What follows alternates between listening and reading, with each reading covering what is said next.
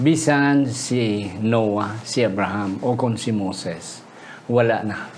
Sa gihapon nagapabilin ang katipan ang pakigsaad sang Ginoo sa iyang mga katawhan labi na gid sa aton nga kapanahunan.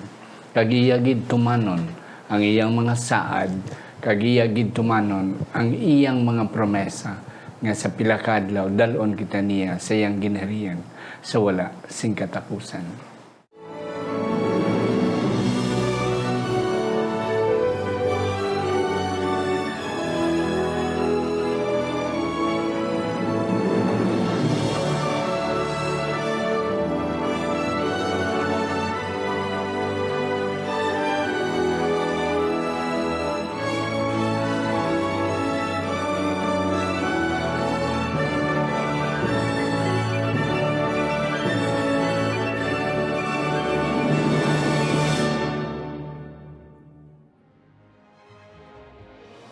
Ang pagtuon subong, ang simanal nga pag-usisa, pagtalakay, pag-review, o kon pagsiding sa aton leksyon sa eskwela sa Batika. Kagini ginadala sa inyo sang Media Ministry Department sa aton simbahan diri sa Central Philippine Adventist College sa Alegria Murcia, Negros Occidental, Philippines. Ako, si Pastor Luisito Tomado, inyo masonson nga host sa sining aton programa ang Pagtuon Subong, ang pag-review sa aton nga leksyon sa Hiligaynon. Kag subong nga tion, ako nagapasalamat nga may-ari kita mga duwa ka mga resource persons. Ang una nga ako napakilala sa inyo, perminan ninyo makita kag mabati Andre, kag kanami isang iya contribution, isa ka batanon, yet mga kauturan may dako nga sinatian sa pagtuon sa Biblia. Wala sang iban si Sir Julius Alonsabi, as what we learn, as what we know, halin siya sa may Antique, apang diri sa subong gatudlo sa Central Philippine Adventist College sa aton Academy Department. Siya ang in charge sang values subjects, kag siya man ang aton nga chaplain sa CPAC Academy Chapel. Sir Julius, mayong adlaw sa imo. Mayong adlaw man, Pastor, kag salamat sa madamo nga oportunidad nga imo gihatag sa akon nga mangin kabahin sa imo programa. Akon gali luyagon nga itamyaw ang aton mga kauturan dira gid sa Northern Antique, kag subong man sa pati nga bahin sang Ibahay Aklan nga masunsun gid nga nagapamati kag nagatulog sa aton programa. Oo. Mga kauturan dira sa Ibahay, sa Kalibo, sa bilog nga Aklan, of course sa Northern Antique, DNC Sir Julius nagaling amon kamo ginatamyaw sa sining adlaw. Ang ikaduwa nga ako nipakilala sa inyo first time nga inyo makitaan kag inyo mabatian diri sa aton programa ang Pagtuon Subong. Siya isa ka Adventist Volunteer Service missionary nga nakabisita na sa malaman damo nga mga lugar. Nakahalin na siya sa Canada, halin siya sa Korea, kag sa iban. Kag natao siya sa may Sabah, Malaysia. Siya amo si Sir Alvin Ray bin Nasser. Siya ang aton nga physics teacher diri sa aton academy sa CPAC. Sir Ben, mayong adlaw sa imo. Mayong adlaw sa Pastor. Mayong adlaw, Sir Julius. Yes. Kabay pang sa sining ation, we will enjoy together with these two people sa aton nga pagtuon. Ari na kita mga kauturan sa Lesson 5, Children of the Promise. Mga anak sang pagsaad, pakigsaad. Hapang sa hindi pa, ako na naitamyamon ining aton mga kauturan nga sa masunson aton gid supporter sa aton nga programa, si Engineer Numer and Mrs. Milit Villar, Pastor Rodi and Sister Sopimia Arcon dira sa Kabangkalan Seventh-day Adventist Church. Akon man ginatamiyaw si Brother Ruli Alcantara and family dira sa La Carlota City, Negros Occidental. Ang mga Bilya Siran and Caliao families dira sa Pabricas, Sagay City, Negros Occidental. Fred and Sister Jasmine Lorieso. Brother Nonoy and Sister Esther Soberano dira sa Valladolid Seventh-day Adventist Church, Valladolid, Negros Occidental. Kabay pa nga ang Diyos magapakamayo sa aton. Mga utod, hindi kita gihapon malipat. Tara kita sa Radyo Bandera every Friday evening from 9 o'clock to 9:40. Kabay pa nga ang Diyos magapakamayo sa inyong pagpamati. Ara man kita sa Hope Radio, Southern Mindanao, sa General Santos City, kag mabatian man kita sa radyo natin sa Hinubaan, Negros Occidental. Kabay pa nga inyo man pamatian nina nga mga pagwaragwag sa radyo. Sa hindi pa si Sir Julius magabasa sang aton sadsaran nga teksto nga matikita sa Mateo 28 versikulo 20. Akon kamo anay pangabayon sa pagduko sa aton mga ulo sa pagpangamuyo. Sa siningation Ginoo, nagapalapit kami sa imo, nagapasalamat. Kag kabay pa nga imo kami pahangpon. Kabay pa nga ang balaan nga espiritu magadihon sa ngamong tagsa ka mga panghunona kag tagipusoon. Agod nga amon gid mahangpan ang leksyon sa sini nga simana. Sa ngalan ni Ginoong Hesus nga amon manunubos. Amen. Amen. Yeah, Sir Julius, sa aton sadsaran nga teksto. Ang aton sadsaran nga teksto makit-an sa libro sang Mateo kapitulo 28 sa katapusan nga bahin sa bersikulo 20 nagasiling, Ako kaupod ninyo sa gihapon, tubtub sa katapusan sang katuigan. Amen. Sir kag Sir Julius, kanami sa atong leksyon. Children of the promise, mga anak sang pagpakigsaad. Okay. Ang aton mga talupangdan diri sa aton nga leksyon this week, kung sino ini ang mga anak, kag kung paano ini na tuman, kag bisan hasta subong. And then, ang pakigsaad sang Ginoo kay Abraham, nga himuon si Abraham nga isa ka amay, ginikanan sang dako nga nasyon, bantugan nga nasyon, kag nasyon nga mahimo pagpakamayo sa iban nga mga katawhan.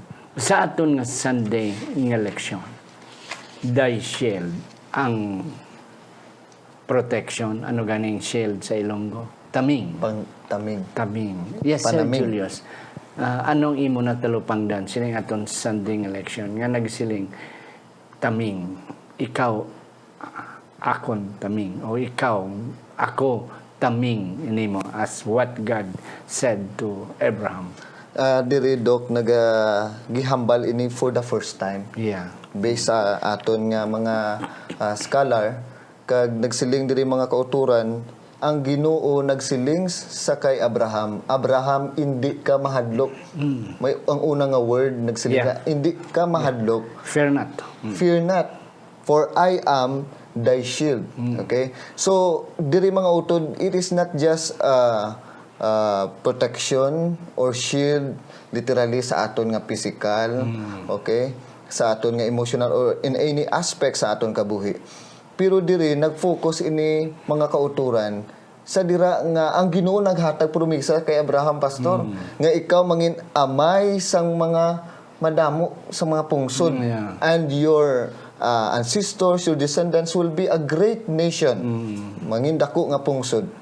Tingala ini si Abraham, pastor, paano ako mangin amay sa sini nga pungsod, looking sa iya nga kahimtangan nga tigulang na siya. Tigulang na siya. Kaupod sa iya nga asawa nga namalhan na, pastor. Yeah. Wala na gayud. So kung ikaw magtulog, ka-imposible nga sa akon, kung ako si Abraham, kung sa akon, ako mangin amay, ka-imposible. But God gave the promise to him that out of his seed, matawo ang ginatawag nga manluluwas. Yeah. Thank you mga kautarang. Kanami isang punto ni Sir Julius. Sir, in what ground or how come that God said, I am thy shield to Abraham? Yes, Pastor. In my own opinion, I think that because God is a God of completeness, that being shield is not only physically, I would say, because limited to our human perspective, we have 3 dimensions. But for God, there are more than three dimensions. So in this case, God is talking about more than just the physical protection that he would grant to Abraham, because one day, no matter what happened to him, he would be able to give or to become the father of a very great nation. So in that case, when God said, I am your shield, he is referring to the totality of the protection that he would give to Abraham just to make sure that the covenant would be preserved and fulfilled. Yes, may mga kauturan. Sorry lang gid ang naga-English si Sir Nasir kay Cebuano siya. So he would like to be neutral. So nagpangayo sa sakon sang dispensa kay na nga imbes nga magsinibuano siya may English lang siya mga kauturan. But Sir Nasir, pwede gyapon ka maka ginagmay og sinibuano. But he would be comfortable of speaking in English. The point, ang punto ni Sir Nasir nga ang Ginoo nagahatag assurance kay Abraham. Nga Abraham, don't worry. Ako imo kalasag. Ako imo taming. Don't worry. Kay humanly speaking, it was impossible. Okay.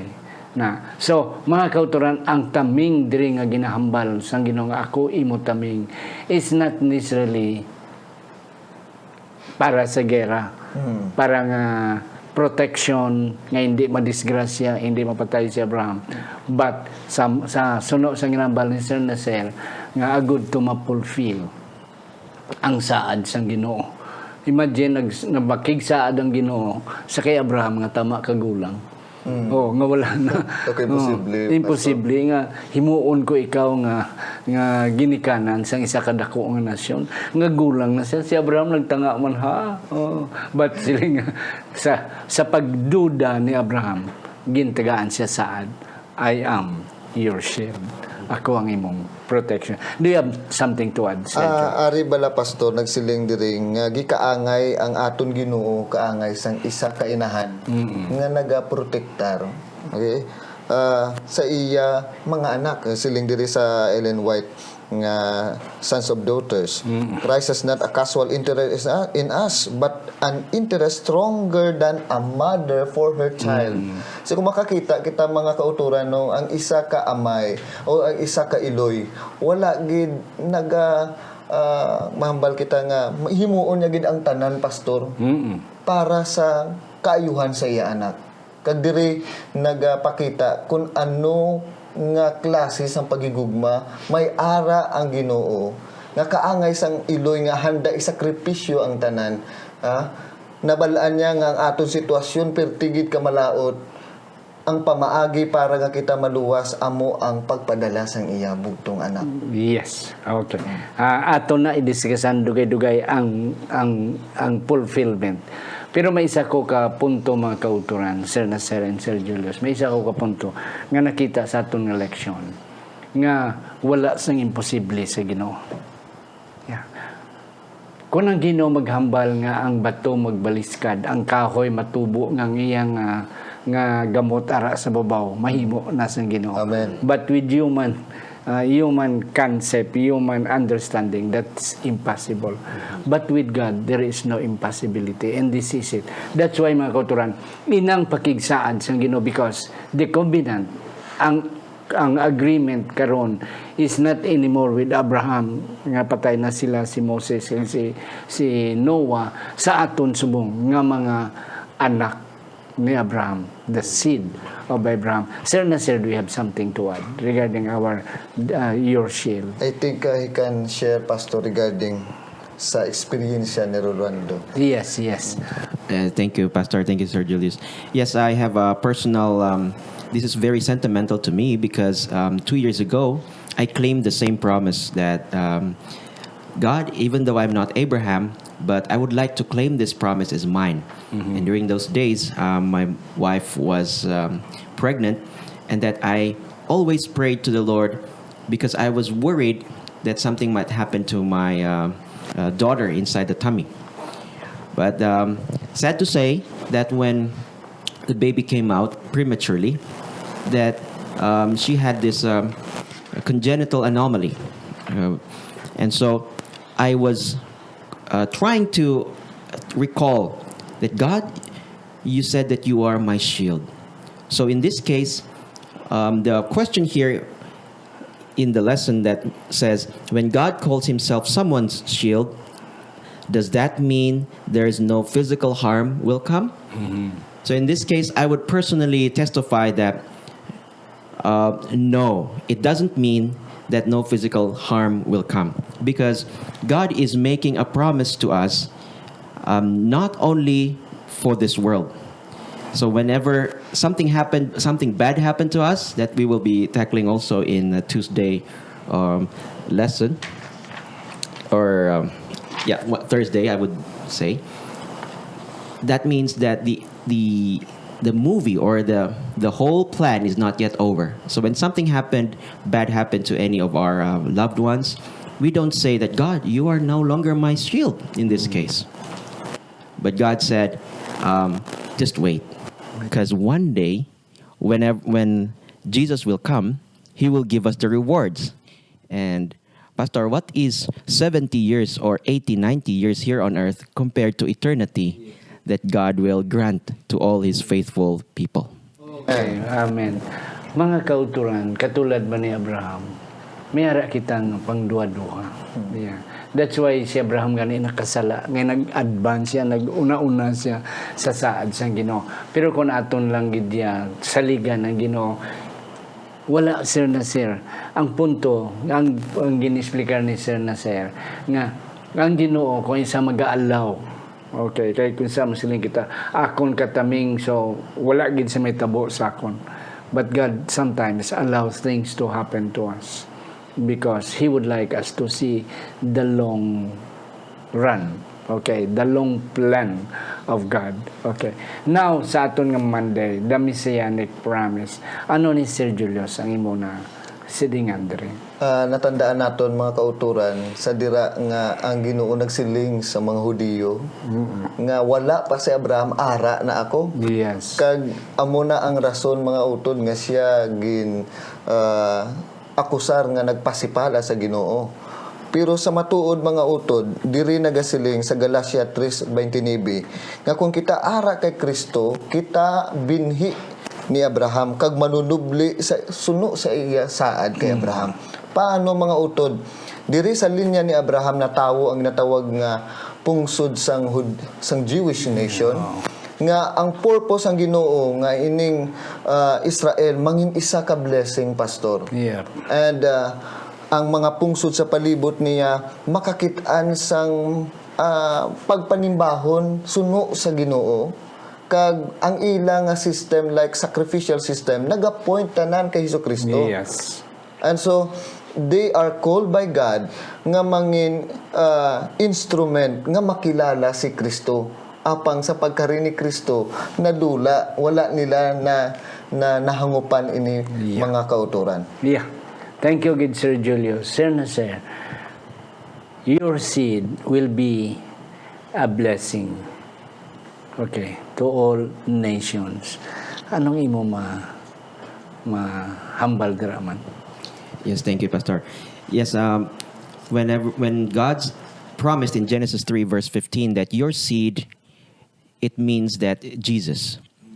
So right now, because the world is no longer the spiritual world of blessings is no longer confined to Israel or Israelites, but it's now going to the whoever believes in Jesus, and he will become automatically Abraham's seeds, and so Abraham's descendants.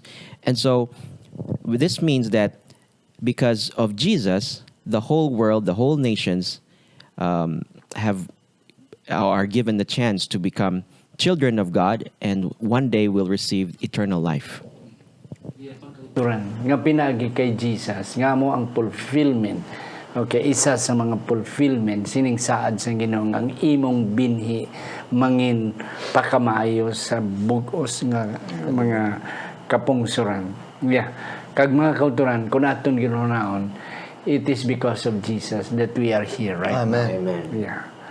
It is because of Jesus that we are now Abraham's seed. Amen. Okay. Kag may ara nga saad ang Ginoo sa aton through our father Abraham, through his sons Jacob and Isaac and Jacob, and eventually ang ina nga pakigsaad na bunga amo ni siya ang messianic promise ng Ginoo nga bendisyonan ko, panalanginan kong sa Cebuano pa, akon pakamayuhon ang bilog ng mga kanasyonan. And that blessing was Jesus. Amen. That it was Jesus who was able to connect and to gather all nation to become Abraham's seed. Yeah. Ari sa aton nga Tuesday, the Messianic Promise Part 2. Yes, Sir Julius. Diri mga kauturan, hambal gani sa panahon nga si Adan kag si Eva nakasala, ato pa lang pastor ginhatag na ang tagna nanungod sa palaboton nga manluluwas. Yeah. Nga sa iya binhi amo matawo ang magadugmok sa ulo sang manog. Kag ini gipaabot ginhatag kay Abraham, wala ini naabutan ni Abraham. Busa ko nimo basahon bala diri pastor sa komentaryo. Yeah. Nagasiling diri nga ginpakita sa Ginoo ang vision kay Moses sa dira nga mapatay siya. Yeah. Wala na nimo mabasa sa Biblia, pero siling diri, he was permitted to look down the stream of time and behold the first advent of our Savior. So halin dito kay Adan kay Eva gipakita nga may matawo nga among manluluwas sa panahon kay Abraham, kay Moses, tubtub gid nga kaswerte naton mga kauturan. Bangod nga sa aton nga panahon ara na kita naton sa kasaysayan nga natawo si Jesucristo nga amo inigin paabot sang aton mga kanununuan sa pagtuo nga makariining aton manluluwas nga maghatag sang paglaom sa aton. Yes, thank you gid Sir Julius. Mga kauturan, hindi gid kita magsayop nga ining promise of the Messiah nga gin pakigsaad sa Ginoo sa kay Abraham amo si Jesus Christ. Mga utod, may isa pagid ka punto nga akong dapat naton talupang doon. Si Adan nakasala sa isa ka perfect world. Amen. Wala gito sa rason nga hindi magsala siya. Kay perfecto ang kalibutan during the time. Pero nakasala siya. In contrast, si Jesus nagtindog nga maminatud-on kag wala nakasala sa Ginoo in a corrupt world. Amen. Yes. So, the point is, mga kauturan, it is the fulfillment of the Messiah that despite we are in a corrupt world, nadala kita, nagpakasala kita, kaupo ni Adan kag ni Eva, mga kauturan, we have the assurance, we have the hope of forgiveness. Amen. Nga pinaagi sining isa ka tao nga na tawo nga amo ang saad pinagi sa iya, we can have forgiveness. Amen. And that promise will be fulfilled. Yes, sir na sir. Yes, Doc. Thank you. Thank you for the opportunity.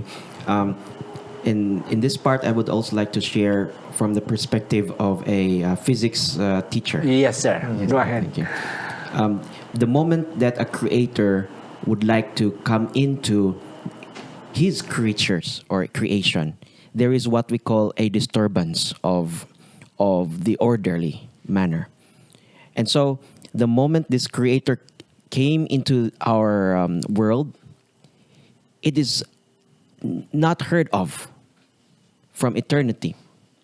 Because even though scientists would claim that we started from a Big Bang and then evolution theories, but this creator, so loving as he was, he came to our world just to make sure that he came and showed his love to redeem us.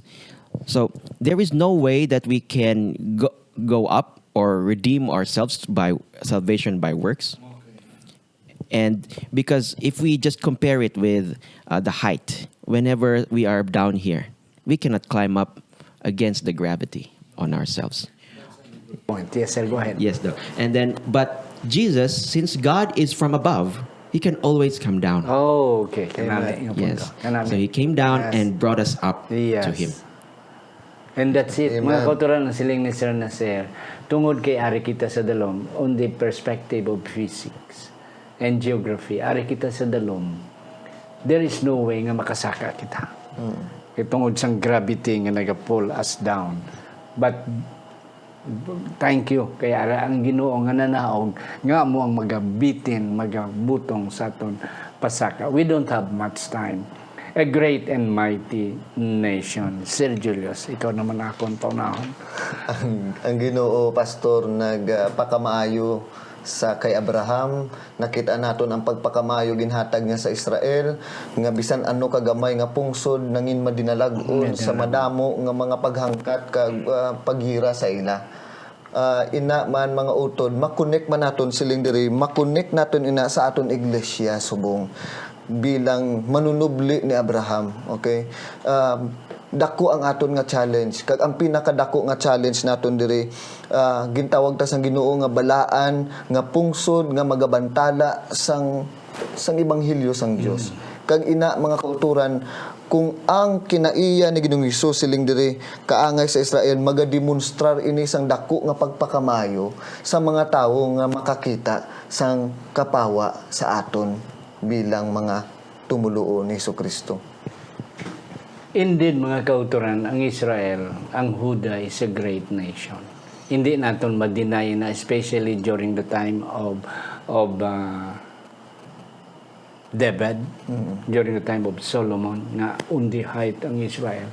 Though ang Israel naka-experience siya sang mga kalutusan, apang mga kauturan, ang isagid nga fulfillment sining saad sang Ginoo nga I will make your nation a great and mighty nation. Amen.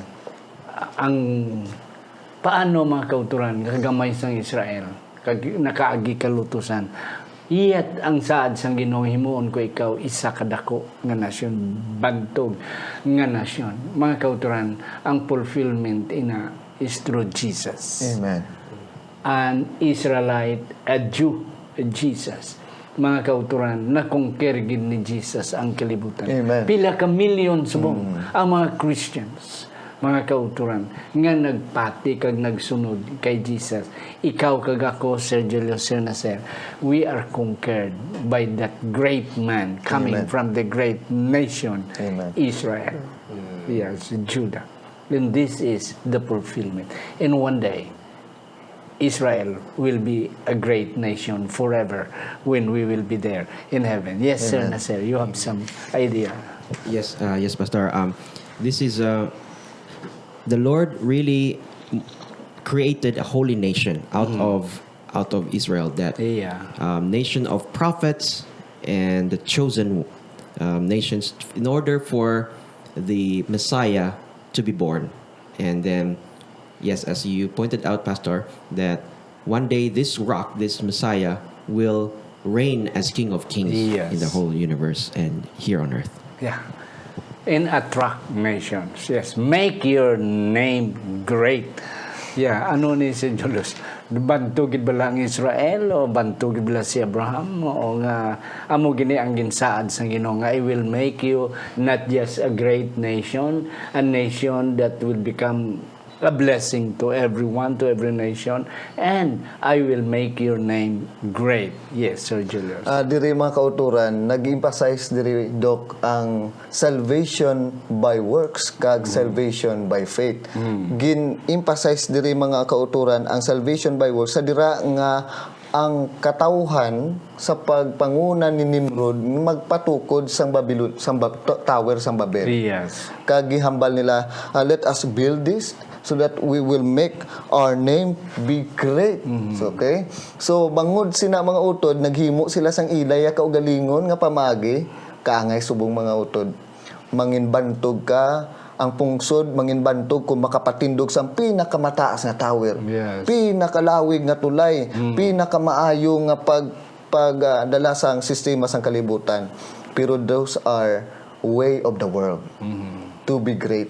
Pero si Abraham, diri makauturan, hambal sang Ginoo. Lakat ka Abraham, imagine na bala, Pastor, naka-establisar na si Abraham, manami na ang iyang pangabuhi. Yes. Nagsiling ang Ginoo, lakat ka, wala sa kabalo kundi siya makadto. Ginbayaan niya ang tanan. And his name will be great. Kag ang siling diri mo utod, kita mangin great man kung may kaangay kita nga pagtuo kay Abraham, hindi bangod sa kalibutanon Nga measure sang greatness, Greatness. kundi pamaagi sa pagtuo naton. Yes, kanami Sir Julio sa imong nga punto. Mga kauturan si Abraham nangin bantugan, not because he was able to conquer, he was able to build mga dagko nga mga building, he was able to lead, no. Mga kauturan nagbantog siya because of his character. Amen. Yeah.